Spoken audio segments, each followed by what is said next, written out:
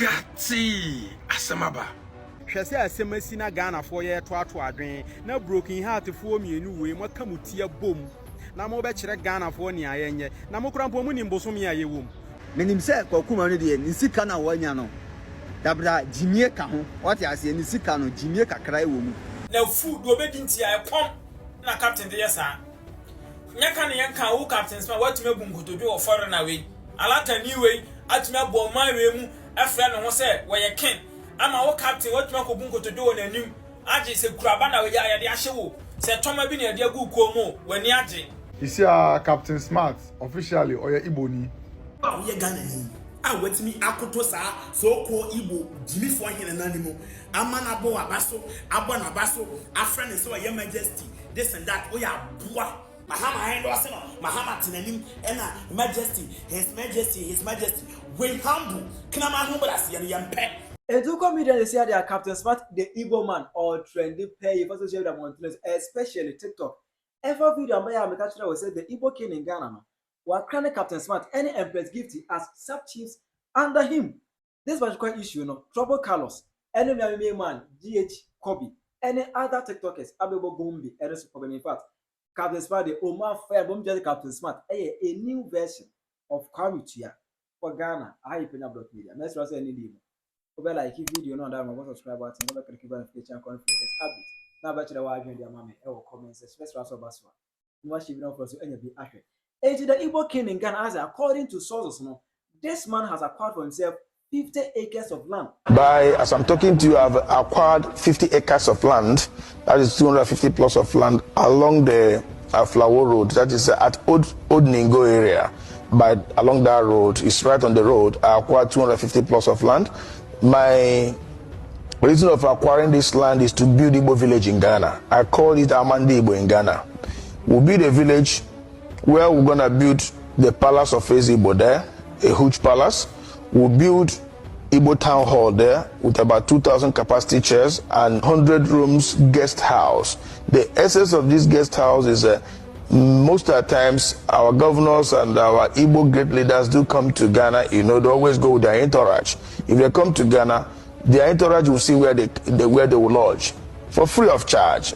Land no or say or they be Igbo village e Ghana ni nyina ye Igbo state is or for me Igbo state this man what is school school omu kire Igbo kasa e Ghana ha across the 16 regions in Ghana no wo ahemfo Igbo ahemfo was Igbo chiefs e Ghana ama me bro video to say even Captain Smart is now an Igbo chief in Ghana.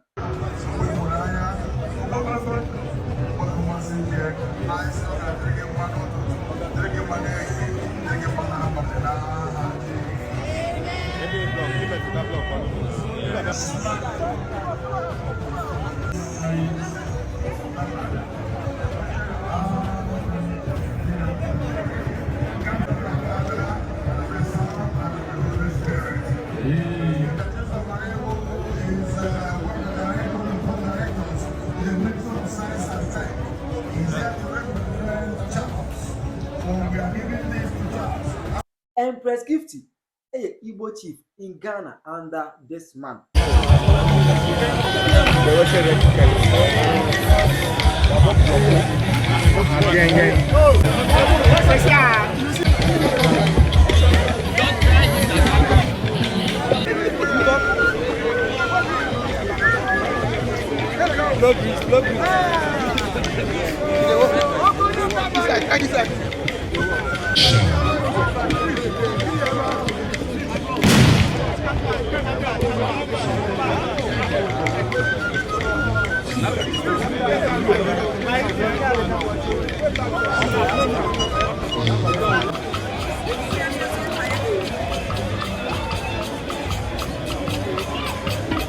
This issue by Sam George ever fire because and then the credit says will be for my kingdom ever gonna handle and then the credit BBS uncle. So meanwhile there are couples of videos and pictures.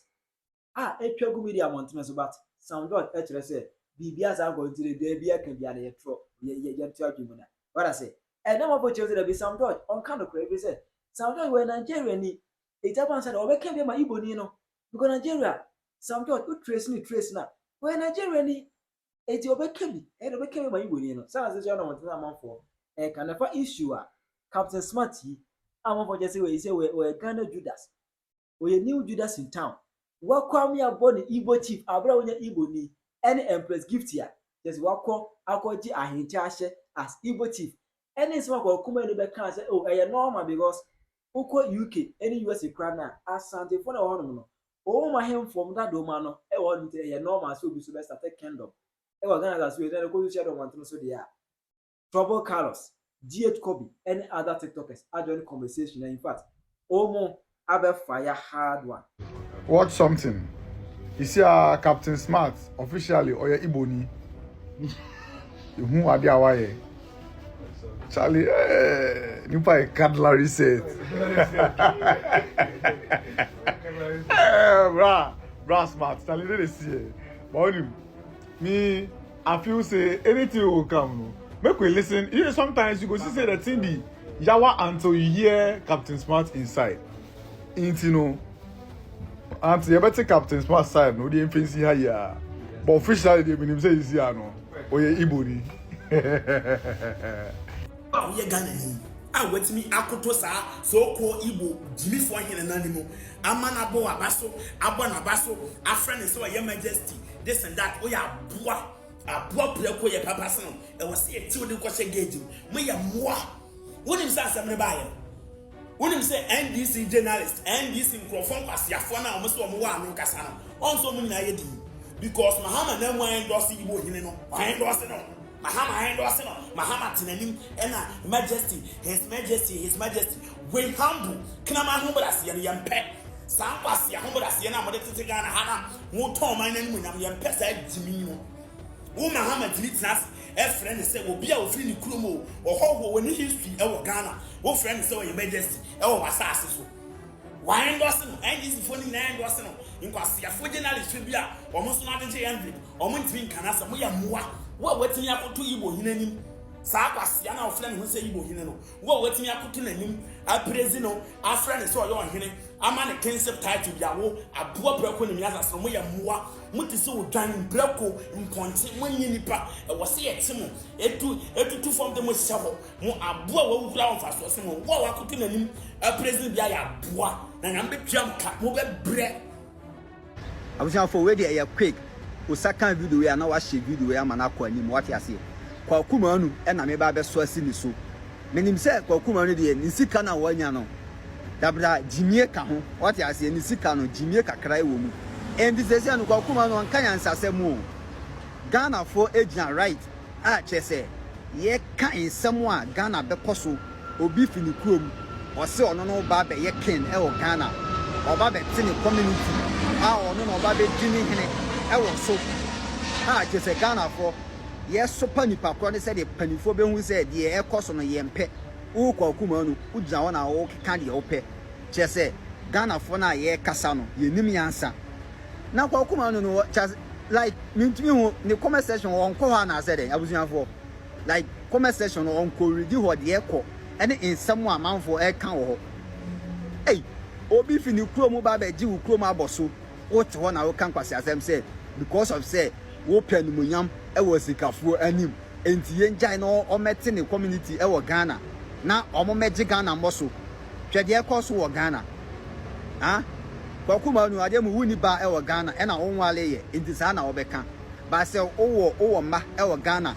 e na wawale a anka asemu anka wonka Nigerians for kwa endorse e wo Ghana hwe de ekoso wo Ghana na ene o mo benya community over 1,000 people o mo ba betena Ghana hey in the next 5 years mi donyame say o mo beji Ghana boso da Igbo fo ya o mo beji Ghana boso it is a Ghana for kasa Kwaku Manu wo de unimi ansasem bia kan ana untumi nka bibi papa e wo ho a je se tena ho ana se ya ma wo sika de a kire won Captain Smart no mumienu mubehu amanfo ato mo credit mo kanya ansasem se the president behu se Ghana ye mpese san Nkofota di Captain Smart atem ya na me no mo nya adwen ba fe pa no mate ase yenti o mudi mai we atem ha captain wo ye Ghana kwa mtua Messi, says your team, sir, Captain Smart, you didn't know why, and a man who don't know Captain the other day, Amunia. And yes, and it's here. No food, no bedding tea, I come. na captain de yesa nyaka ne yanka wo captains ma watumi abu nkotodo wo foreign away alata ni we atumi abo man we mu afra ne ho se wo ye ken ama wo captain watumi akobu nkotodo wo nanim age se kuraba na we ya de ahye wo se toma bi na de agu komo wani age na miblemu nkranfo enkranfo mo sole amano pa da bia na asantefo yesei mu nipa motumi ahwe han ya trankan ama saade we koso nya video mpo na security anka minim se mo Nigeria ni bi won kran ho no fe no so we ken na mo mafre government chief mo ya moa enkranfo mo ya moa mo chimi pa mo sole na mu di asantefo atem se mo adwen wo form za mo fre government chief na mo fre alatani na onu no fi ni krom no eken ono no fre no Igbo ken na o tin kan na won na ton nsase so oba besi Igbo community na modi man han asemi ba muntumi nka bi Kumasi bloggers na kama mo asemi ba yan kana bloggers ma yedi because mu musuro mu yehufuo na sa kwase asem wo yentumi si Kumasi na alata ni ufi Nigeria ba Kumasi abeta asase se wo so be create kingdom awura di nyame santini be ne be hedi ye wo pem so na ase tutu ye bondi ani abo emu ase ono kura ton asase ma alatani me emesi Igbo community ayaya santefo ya preda santini bia no obere han se alatani mesi the kingdom e wa chanti region asanti me ensi enkrafo yi eni na wonne pohun adwene pa fa na adwene nyansa de me nya hwose mu obi mesi first time konkran na me se dabi sa capital region we pa de capital we de enya nkrafo na gua because I am manfra okonkran kran ese Lagos moto modi moto ya adwuma okada hwi madane nkran se Lagos say mo agenda mo fre obi ken alata ni we mo fre ne ken na mo fre mo fre government chief mo cherish mo de mo pega mo de te say the asante for ya pega ye hene no asem we betumi asi asante region we ensi no latani na bata asase so obe create Igbo community na asante for ya edin ni ahwa no abedi ni kwasasem ensi e bia mo ho na beba asem me timi bu afu kura me bu afu ye me kra ya o me bu afu me ho me te sa asem me kwa me nim se bibi se na kwaso Ghana ono latani ne frɛ no so ya ken no o tenkran ha engrafo mo ye lose papa mi donya me social media so nafo mo boy ma no to pa wo social media so dia be di mo atam ha no se mo ya moa munia no ya de kasa mo tuma tama Nigeria ni be fa mo nsase Nigeria ni no ba be tom nsase abe create Igbo community abra mo han hwe no Nigeria fo mo kidnap nkrofo Igbo fo na nkasa mo Igbo no Nigeria fo na mo ya other state fo na mo mpre so mbe wale Igbo fo no we go fo mo edi papa ebe kakra na terrorist be bo manim ya start kidnapping nkrofo urobis Nigeria fo mo kuta bad records we muso so nkran ho muso mutumi de modern man Nigeria ni na Ghana ni mapam Ghana ni be hard na ya mo fama no na de man Nigeria ni hey musole akwe okemini kwe mini sale Jimmy ni mutumi kasa bloggers mutumi kasa tese munyina TV3 onya TV tese munyina moye din kimpaluta sana moka enkwasi asem ekoso wo Ghana mutumi nka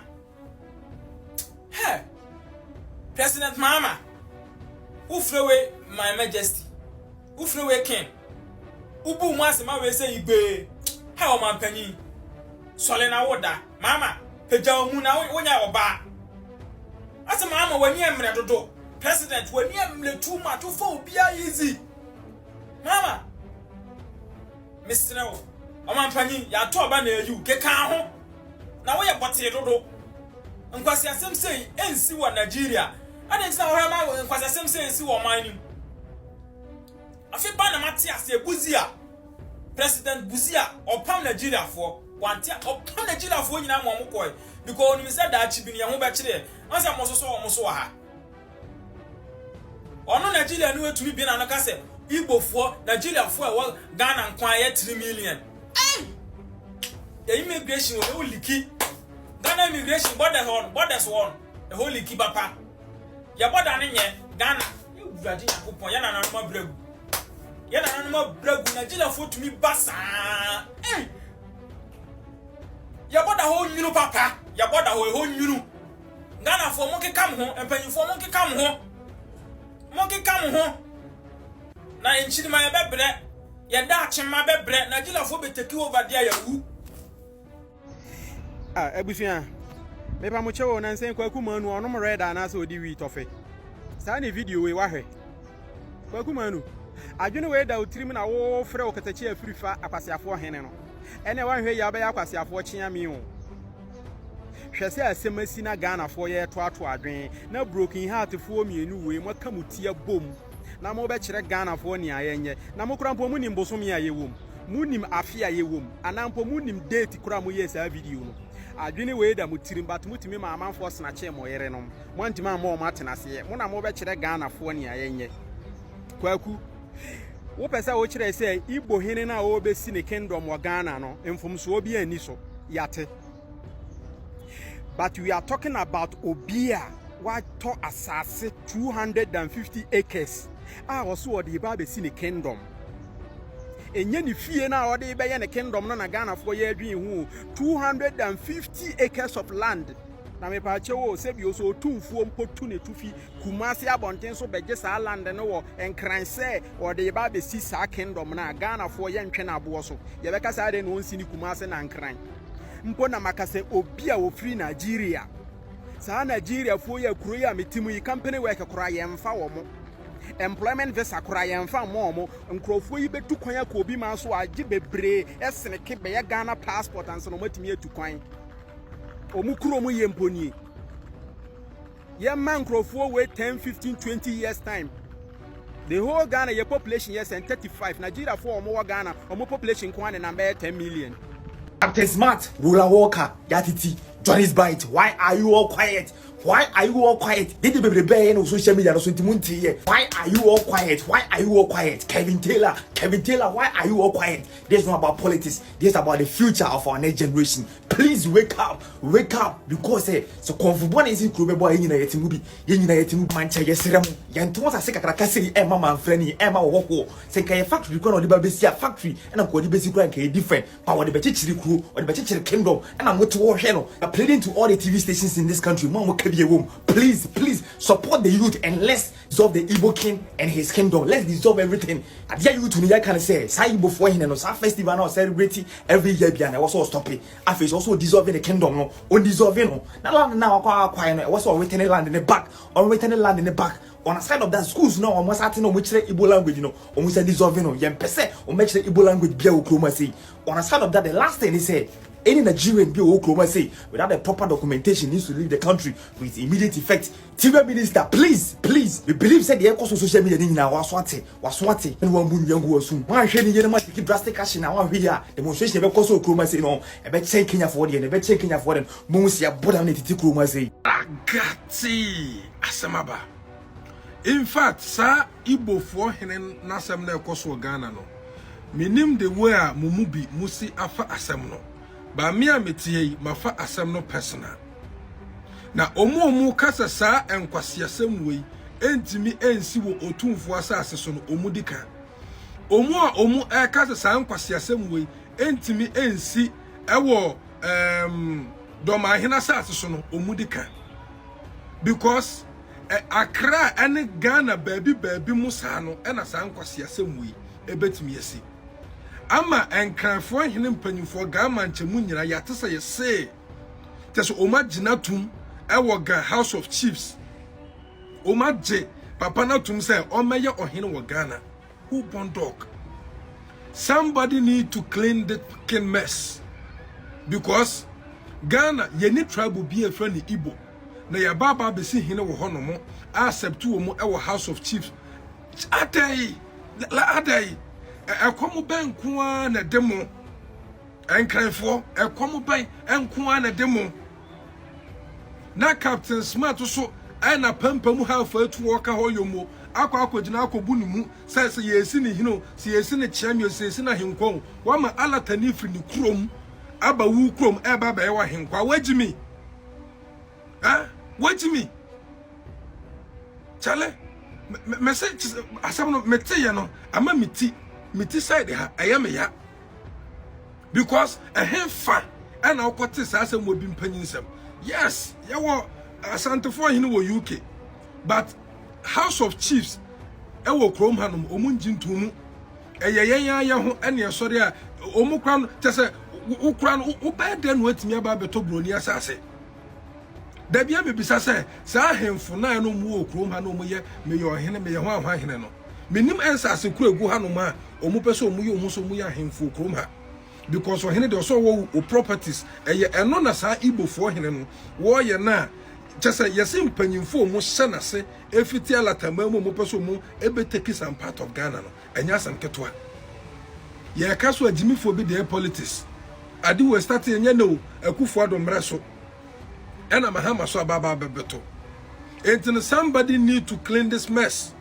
Even kwanya akufo adomre so Mahama mre so before no nyina ne so wo ho no Akufo do bae ne nyina yeso ho no mo papa je so no de empanyimfo na de bio nam oni Akufo do picture woni Mahama wo picture. This is not politics o eye enkranfo hin na House of Chiefs for no o matimi ati sa papa na tum no eno na me ete makoma am yeso wa ahemfo nkito nyina hye na say ento be yo tumfo ga adai Tiro adwe mama e wo comment section aha Penyah Media.